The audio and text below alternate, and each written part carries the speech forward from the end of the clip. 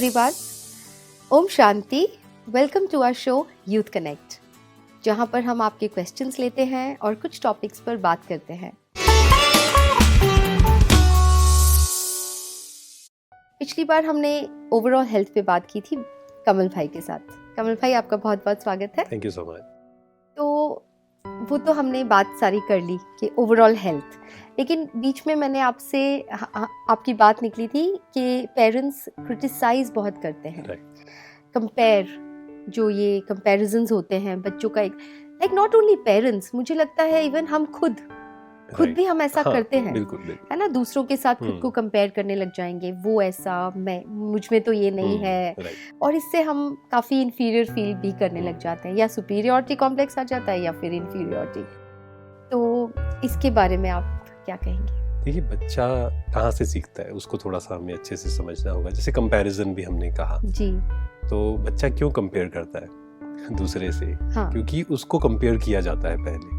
हाँ. उसे मान लीजिए किसी को कहा जाए कि आप पढ़ने में अच्छे नहीं हो, बार बार उसको रियलाइज कराया जाए, तो उससे भी लगने लगता है कि हाँ, मैं अच्छा नहीं हूँ. फिर वो हर किसी से कंपेयर करेगा और उसकी जो सेल्फ एस्टीम है वो लो हो जाएगी जी. है ना. वो अपने आप को समझेगा कि मैं तो किसी काम के भी लायक नहीं हूँ.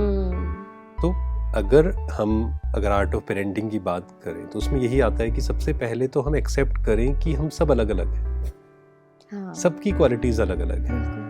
और इस क्राइटेरिया को तो कभी भी हम सक्सेस ना कहें कि जैसे दो स्टूडेंट्स हैं मान लीजिए, हाँ, स्कूल में, और एक के 95% है एंड दूसरे के 90% हाँ. है. तो पूछा जाए कि कौन ज़्यादा इंटेलिजेंट है, हाँ. तो सब लोग उत्तर देंगे जिसके 95% है. नहीं, ऐसा बिल्कुल नहीं है जी.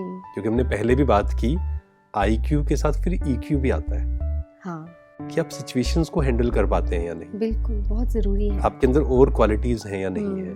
हो सकता है एक बच्चा है क्योंकि जो हमारा एजुकेशन सिस्टम भी है, तो उसमें क्या है कि आपको नंबर लाने के लिए समझने की ज़रूरत नहीं है. आपको क्रैम करना पड़ेगा उसके लिए. हाँ. राइट. तो वो तो 95% ले सकता है कोई भी, but it does not mean कि वो इंटेलिजेंट है. हो सकता है किसी के नंबर बहुत ज़्यादा हो बट वो छोटी छोटी बातों पे परेशान हो जाए. बिल्कुल. उसके अंदर गुस्सा भी हो, उसके अंदर ईगो भी हो, वो सेल्फ सेंटर्ड हो, इरिटेटेड हो. यस. तो एज अ पेरेंट मुझे क्वालिटीज पे भी अप्रिशिएट करना है बच्चे को, कि उसको समझाना है कि ठीक है, आप नंबर्स भी लेकर आइए, बट साथ में आपके अंदर जो पेशेंस है ना, ये बहुत अच्छी चीज है. जब सिचुएशंस आपके अनुसार नहीं होती हैं और आप उसको कैसे डील करते हो, या बड़ों की रिस्पेक्ट करते हो, या दूसरों को आप अच्छी नजर से देखते हो, इसके लिए भी हमें अप्रिशिएट करना चाहिए बच्चों को. तो क्रिटिसिज्म जो है या कंपैरिजन है, वो शुरुआत तो वहीं से, चेंज जो होगा वो पेरेंट्स से ही होगा. हाँ. टीचर्स से या पेरेंट्स से हम कहें तो मतलब जैसे आज कोई अगर बड़ा है, बड़ा हो गया और वो अपने आप को कंपेयर कर रहा है दूसरों से, तो क्या वो बचपन में उसके पेरेंट्स ने उसको ऐसे किया था, इसलिए उसमें वो चीज आ गई? हाँ, वो प्रोग्रामिंग तो उसलिए हुई, बट अगर वो बड़ा हो गया है तो वो ये नहीं कह सकता है कि देखो पेरेंट्स ने ऐसा किया तो मैं क्या करूं, है ना. अब उनको शुरुआत करनी होगी कि ठीक है, पेरेंट्स ने मुझे कंपेयर किया और ये सब किया, या सोसाइटी की हम बात करें, सिर्फ पेरेंट्स की बात नहीं है जी, क्योंकि सोसाइटी ही हमें कंपेयर कर रही है कि ये ज्यादा सक्सेसफुल है, ये कम है ना. आपने ये अचीव कर लिया है तो आप बहुत अच्छे हो, आपने ये अचीव नहीं किया तो आप कुछ भी नहीं हो. तो ये हमें पहले समझना पड़ेगा कि क्या मुझे कंपैरिजन करने की जरूरत है. क्या मैं विशेष हूँ?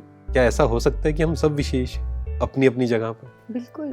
तो ये अंडरस्टैंडिंग, ये जब हम समझ जाएंगे तब हमारा कंपैरिजन बंद हो जाएगा कि मुझे किसी से कंपेयर क्यों करना है. हो सकता है किसी का लक्ष्य है पैसा कमाना, और मेरा लक्ष्य सिर्फ पैसा कमाना नहीं है. मेरा लक्ष्य है कि मुझे मेंटल हेल्थ पर ध्यान देना है. जब मैं जॉब कर रहा था, उसके बाद मैंने जॉब छोड़कर अपना एक बिजनेस शुरू किया. अच्छा. तो वहाँ मैं क्या करता था, सैटरडे एंड संडे में ऑफ लेता था. अच्छा. तो जो मेरे साथ में और थे सभी, तो वो कहते थे कि आपकी एज है, अभी आप सैटरडे संडे भी सेशंस लीजिए, पैसा कमाइए. तो मैं कभी भी उनको ये भी नहीं कहता था आप गलत हो, क्योंकि वो अपनी जगह सही थे जी. क्योंकि उनका लक्ष्य सिर्फ पैसा कमाना था. बट मुझे एक चीज क्लियर हो गई थी कि पैसा जरूरी है, बट पैसा सब कुछ नहीं है। नहीं है। मुझे खुद के साथ समय देना है तो मैं 2 दिन खुद के लिए निकालता था। अच्छा। है ना, उसमें अच्छी अच्छी बुक्स पढ़ना, mental health, emotional health, affirmations. अच्छा। मैं लिखता था बुक्स, मतलब एक डायरी लेकर। अच्छा। तो सामने वाला गलत नहीं है, हाँ। उसका लक्ष्य कुछ और है, हाँ। मेरा लक्ष्य कुछ और है। Everyone is right, no one is wrong. Right. क्योंकि सबका अपनी जगह अपनी जगह सब हम ये कह सकते हैं अपनी जगह सब सही है। या इसको थोड़ा और कहें कि हर किसी को लगता है कि मैं सही हूँ। उसकी अंडरस्टैंडिंग चेंज होगी तो उसे समझ में आएगा कि पहले मैं सही नहीं था, मेरी सोच सही नहीं थी, आज मेरी सोच सही है। ओके। तो जैसे आपने कहा कि किसी का लक्ष्य होता है कि पैसा कमाना या कुछ और किसी का लक्ष्य रहता है कि मेरे लिए खुशी ज्यादा इम्पोर्टेंट है।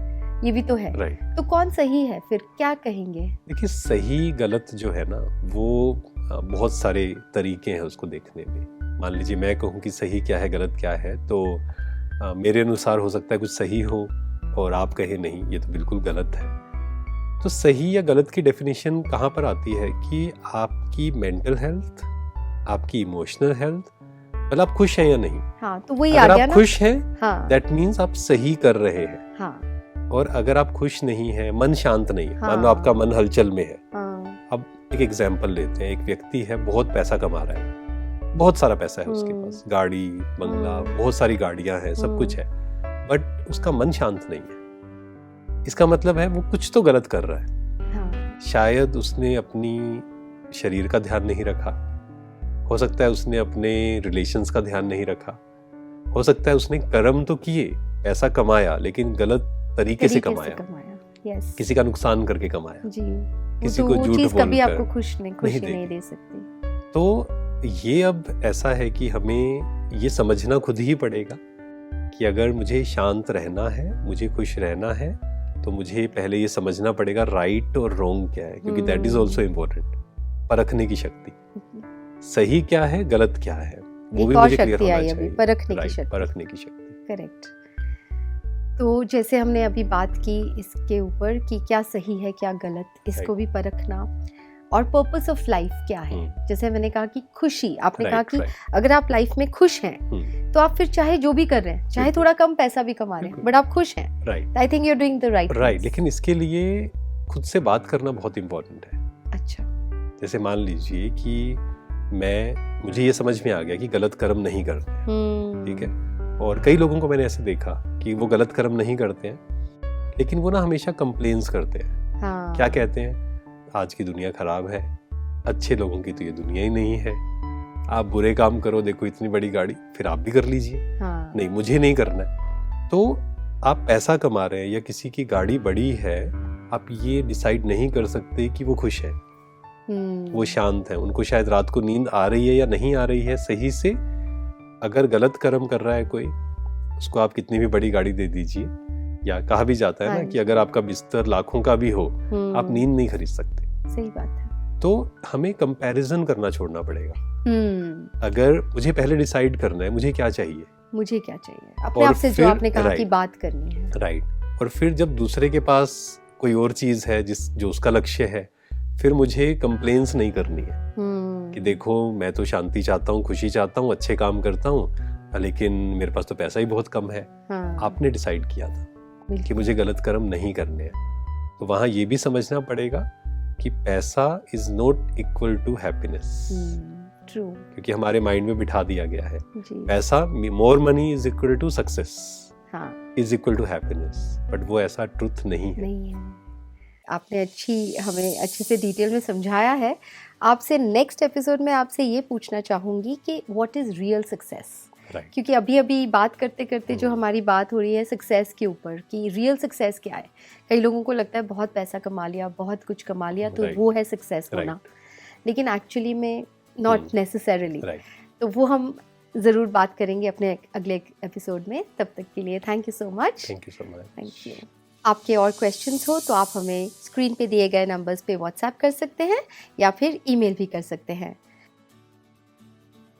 तब तक के लिए let's connect through our show Youth Connect. Thank you. Om Shanti.